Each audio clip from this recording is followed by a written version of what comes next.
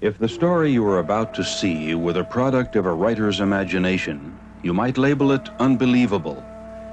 But these events actually took place on the streets and alleys and in the tenements where we filmed them, in the shadow of the bridge.